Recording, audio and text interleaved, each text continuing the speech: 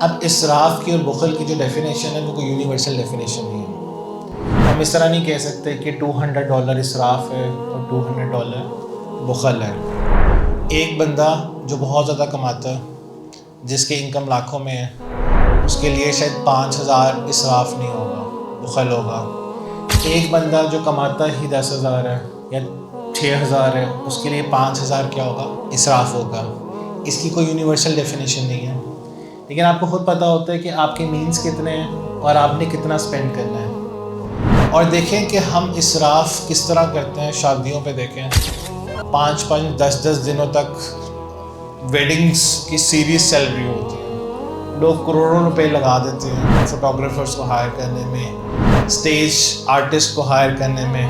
کچھ لوگ تو کنسرٹس کرواتے ہیں. کتنے زیادہ پیسے خرچ کرتے ہیں.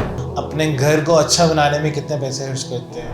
اور جب انہوں نے کسی کی مدد کرنی ہوتی ہے، کوئی انہیں کہتا ہے کہ اس فلانے بندے کی مدد کر دیں، تو کہتے ہیں میرا بجٹ بہت ٹائٹ ہے.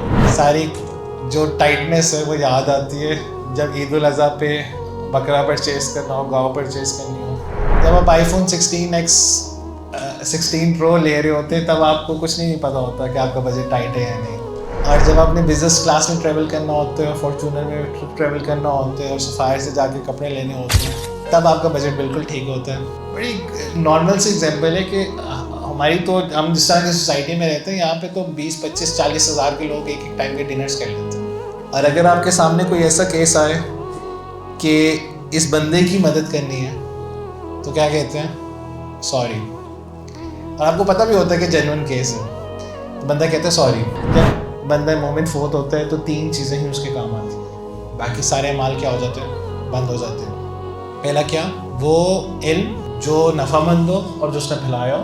وہ پیسے جو اس نے چیریٹی پہ لگائے ہیں اور وہ صدقہ جاری ہوں. کسی مسجد کو سپورٹ کرنا، کسی دینی ادارے کو سپورٹ کرنا، کسی بھی جگہ کو سپورٹ کرنا، لوگوں کو سپورٹ کرنا، کچھ کتابیں رکھوا دینا کسی جگہ پہ، کچھ لوگ اگر پڑھ رہے ہو کہیں پہ ان لوگوں کو دینا، یہ آپ کے لیے صدقہ جاریہ ہوگا.